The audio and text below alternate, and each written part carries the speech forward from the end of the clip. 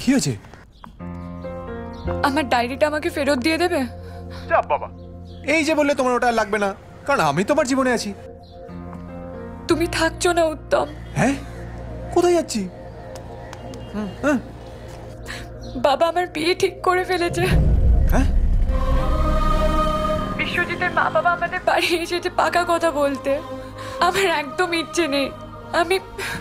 তুমি কোথা থেকে বলছো? আমার ঘর থেকে।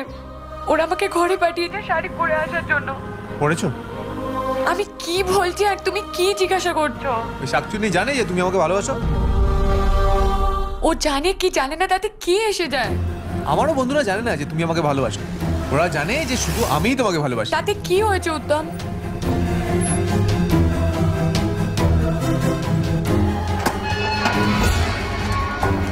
মনে হয় তোমার পাড়া প্রতিবেশী আর তোমার ফ্ল্যাটের সুইপারটাও বুঝে গেছে। আমি তোমার সাথে মজা করছি না উত্তম। তাহলে তোমার বাবা মজা করছে?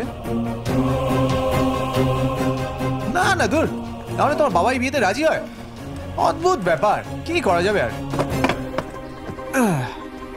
হ্যাঁ, কি হবে এখন? কি আর হবে? তুমি যদি এখন সুসাইড করে নাও তাহলে সবাই বলবে তোমার আর আমার মধ্যে কিছু একটা ছিল। তখন সবাই আমাকেই দোষারোপ করবে যে তোর জন্য এই মেয়েটা সুসাইড করলো।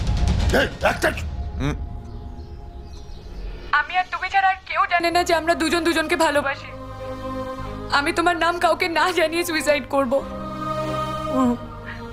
আমি তোমাকে ছাড়া আর কাউকে বিয়ে করতে পারবো না। আচ্ছা ঠিক আছে ঠিক আছে, তাহলে এখন কি করবে? আর আমি বা কি করব? আচ্ছা ধরো আমি যদি তোমার বাড়িতে চলে আসি, তাহলে তুমি কি আমার সাথে পালাবে? না, আমি তোমাকেও ভালোবাসি আর আমি আমার বাবাকেও শ্রদ্ধা করি। আমি তোমাদের দুজনকেই চাই। আমার বাবার দেওয়া শিক্ষা আর তোমার দেওয়া ছোট ছোট খুশি, যদি এই দুটো না পাই তাহলে আমি তোমাদের দুজনকেই চাই না। ঠিক আছে, যা যা বললে বাইরে এসে বাবাকে বলে দাও।